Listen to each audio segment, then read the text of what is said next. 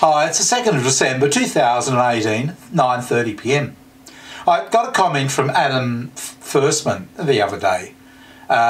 It was a good comment. It wasn't narky or nasty or anything. It was just something he brought out a couple of points. He'd watched a video in which I think I'd claimed that my belief was that most mgtow were conservative by nature.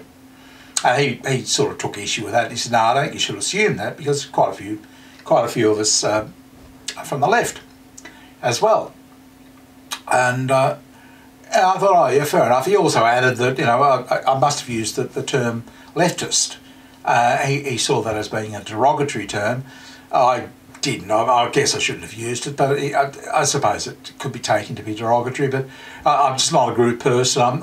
So I'm not an us versus them type person. I'm not saying the conservatives are different from the left is better than the right or whatever. Okay, I'm just not interested. But it was interesting because it brought something out of me. It made me sort of argue a stream of logic, which became interesting to me in the end. But essentially, I was saying that I had to actually look up what a conservative was technically to find out, and it seemed that it was a person who was reluctant to change from the status quo, and they weren't prepared to innovate or develop and try new things. Oh well, gee, that's okay. So what does it really mean? Are we talking socially? Are we talking broadly? What is conservative? I guess it's socially, but because when it comes to innovation and computer technology and what have you, yeah, I'm the first one there. What I saw in the 1990s and the 2000s was just brilliant. I was flat out just keeping up with it. It was awe-inspiring. It's 20 years of full-on, full pace.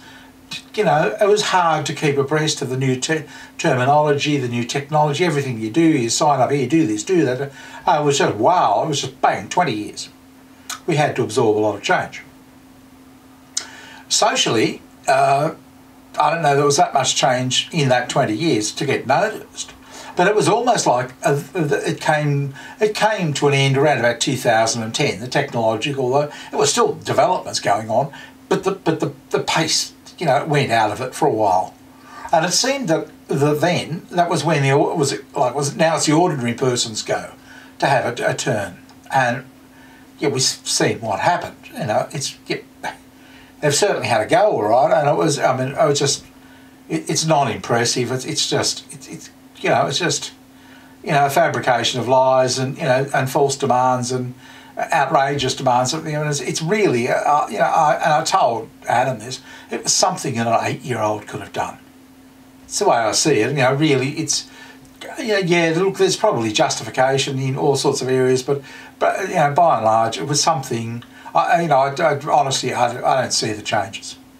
Only for guys. I'll get to that in a moment. But I think if you were to ask the average woman, how is her life? Say in her 40s or 50s, how is your life different in 2018 to how it was in 2011, for example? I really think they'd be struggling to tell you. I think they look at you blankly. Try it yourself. Just say, how's your life different now from 7 years ago? Can you list out some points? 10 points. How is, just as a woman. And I think you'd find they'd be struggling. If you were to ask a mgtow, how has their life changed in the last 7 years? You'll be sitting there, you might as well get a couple of bottles of wine out, because you'll be sitting there for quite a while they go through and they spell everything out. It's just how their life has changed. And there'll be no ending complaints about what's happened here and there and that sort of thing. And that would indicate that, to me, that if conservative people resist social change, they're not all up with the just let women do whatever they want to and whatever. Okay, and let's destroy the family and who cares? If you're railing against that, then I guess that puts you into that area, doesn't it? Which is what I was saying to Adam. That even if you're not conservative politically, in this situation, you've got conservative values. You're thinking as a conservative would. You believe in fairness, equality, all the things, family, you know, probably even religion and whatever, but there'd be a lot of qualities. So, you know, politically you mightn't like Trump, for example, but you find yourself, this is happening everywhere with all manner of things, but you find yourself, no, you know, in this area, I guess I'm conservative. But I don't think Adam looked at it that way. He's putting himself under a total umbrella. Okay. I would think that you know, it's more than likely conservative people are tending to become, because we're resisting the social changes.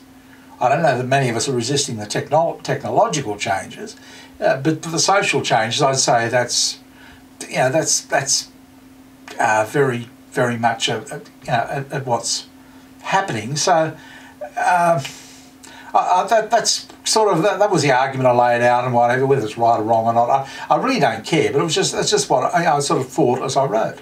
But the interesting thing came later in my response to it, when you know, I thought about it all. I thought, yeah, for a women's movement, the people who it's really impacted on are the men.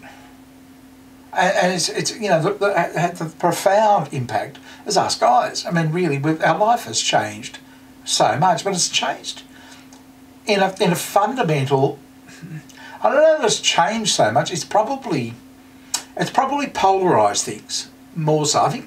I think it's done a lot of things, but this one is the one that came out to my mind, was it's actually it's divided collectivism or collectivists from individualists. I think it's fair to say that most mgtow are under the umbrella of mgtow, but we're really a bunch of individualists, men going our own way, all going different ways. We're individualists, and we've just come under this umbrella of an acronym, mgtow, like men going our own way, which is fair enough. And we sort of hang together, talk together, you know, and I don't think, you know, there's some extent of you should do this, you should do that, but that's sort of been watered down and played down these days. But it's more that. It's really forced the individual type of thing. And I'll have to say, in the year that I've been, almost a year that I've been doing these videos, I'd started off, I was still pretty much pro-women, actually, when I first started. And I wouldn't say I was a simp, but I thought there was a place for a woman in a man's life, and that it should be that way. As time's gone on, I've distanced myself further and further from that thought, and I've actually become more of an individualist over the year. I've become, just a totally individual sort of person. I live alone. I do my own thing. I don't need women. I don't need any sort of collective group to belong to. I certainly don't. You know, I don't talk to anybody. Well, very few people in real.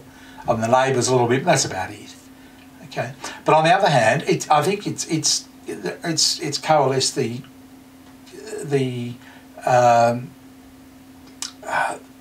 people who want to be together, the collectivists. It's coalesced them. We're polarised. So you've got individualism, and you've got collectivism, and I think that's really where it's at. You know, it's really, you know, people are trying to get men against women, us against them. But the truth of the matter is that we're a group of disparate men. You know, we're all different types of. So we're hardly conforming to one thing. So, like I had a discussion with a woman today, and on the channel, and I have to say she's just rude. I could handle it. It didn't bother me at all, but it was just quite a rude, nasty person. And I thought, thank goodness I don't hang with them anymore. And I just, you know, I was glad. I just thought, I'm glad I'm away from it. I don't want that. It reminded me, took me back. I was, oh no, I don't want that. But the interesting thing that's come out of all of this, the really interesting thing, is the thought that of the platforms who basically support the left. Let's face it, you know, they're on the side of the left. YouTubes and Facebooks, all of that. They're the people who are sort of anti-us, if you know what I mean. The interesting thing is that without the platforms, I think it'll be very hard for us to survive. Because the way it works is that we can actually socialise online.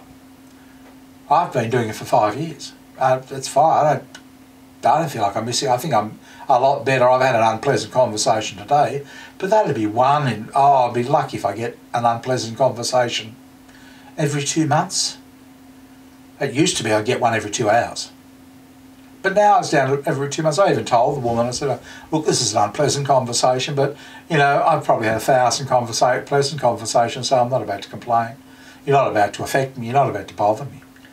But that's what it was like, and that's where it's come to. But so we can't really, the only way we can really do this effectively is online, on platforms like YouTube. So it's funny to me in that, they're against us, yet they're the very thing that's making this lifestyle possible. And I worry about it. I think, we'll get booted, then what do we do? And I'm sure we'd figure something out.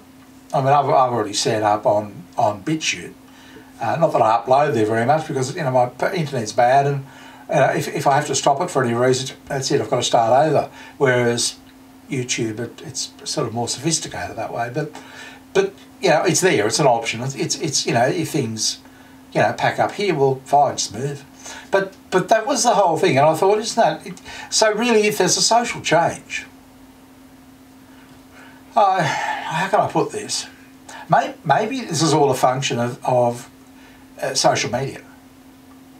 Maybe what's happening is, maybe we're not standing back and looking at the big picture, that, first we had computers, then we had the internet, it came into our consciousness, and then we got social media. And then one thing led to another, and we thought, well, all these like-minded guys will get together. And the catalyst for that was feminism. I mean, I would, if it hadn't been for feminism, I suppose I'd still be with my wife and family. I don't know. Maybe not. But I wouldn't be talking to mgtow if I was with them. It's just that simple. It was only after that happened, and that came with third wave feminism, 2013, and I found myself interested in mgtow and following it. So, to a large extent, it's been sort of a natural progression. And I'm thinking that maybe what's happening is through the technology, it's actually making us more individualist. What's the word? Individualistic? Individualist? Or individual? Yeah, but it's promoting that because you can do it. I mean, you can live online, you can earn money online, you can socialise online, you can come to forums like this. Now, if it wasn't for this, I'd have to, if I could be bothered, look for a group around here somewhere. They exist. I know, I've met guys from them. I wouldn't want to spend my time with them. I couldn't get to them anyway. Here I just sit down at my computer, I'm right there. But they meet in some hall or shed or something somewhere, I'd have to drive 50 kilometres to do so. I'm not about to do that. I can't anyway. So the point is, it's so convenient, right? And the technology is just making it so possible to be an individualist. And if you think about the jobs paradigm and what's likely to happen with the jobs paradigm, it kind of makes sense that we're going that way, because you'll be setting up a business from your computer, from your home, and you'll be selling online something, either your services, your expertise, your goods, products that you want to sell, or whatever you come up with. But that's the future. Jobs, I'd say going sooner than later. From what I can see of the AI, it's pretty advanced. I don't think many people, I don't think they're talking about and telling you, but the bits and pieces I've seen, I think jobs will be going, a lot of jobs will be going soon. And then you'll be faced with having to earn an income, and the way you're going to do that is online. And I'm thinking, which is an individual pursuit. You're not going to belong to any collective online. So in a sense, I think I don't like what's happened, but I think it's sort of all going in a direction. We've more or less been forced, painted into a corner, or forced into this individualism, which actually suits us anyway, because we're that way to start with. So we've had this separation. It's almost like oil and water separating. You know, that you've got your collectivists, which are essentially women, and you've got us. And I think even, I don't think it's even, I really, you know, from my point of view, I don't think it's not even an emotional thing anymore. It's just we're oil and water. I just can't. I sometimes think, how would I really live with a woman here? She'd probably just annoy me, because I get very busy. You know, I've got things happening. You know, I'll go from cleaning to doing this to doing something else, and I'll get very busy. And if I want to talk, I'll have a chat to somebody on here, chat either verbally or just typing. And then when I say, right, I've got to go now, I'm busy, and then I'm free. You know, if I was living with somebody, I just can't see it working. You know, there'd be all sorts of argument, and I've done this wrong, that wrong, something else wrong. I couldn't handle that. So, you know, look, Adam is probably right. There's probably quite a lot of left-leaning people, you know, in mgtow. I would say that, yeah, politically they might be, but if they're mgtow, then they're clearly not happy with the status quo. So they're sort of half conservative, I guess. Whereas, you know, a true conservative is, you know, conservative politically, conservative as far as women are concerned, the whole thing. But so, yeah, the left guys would be partially conservative. But the big thing, as I said, the big thing is that the platforms are probably, look, they'll benefit from it, man. They know it. Because when we go to earn money on here, well, we're going to pay them up, you know, with advertising and with, you know, part of this and paying for this and that sort of thing. Yeah, so, you know, we become their slaves, essentially. And so at the moment, they're sort of giving the idea they're supporting the collectivism, but the truth of the matter is that in the future, we're going to be the ones that'll be feeding the machine. So, I don't know, I thought it was an interesting thing that it's probably, I don't see it as a bad thing. You know, it's got to go somehow. And if jobs are going, if AI is coming, well, where's your collectivism going to be? You know, because that will be done by, you know, any sort of collective activity will be done by robots. You know, they'll be just trained to do whatever they need to do. And so it's just going to be, you know, probably universal basic income, and well, if you earn a few bucks on top of it, good luck to you.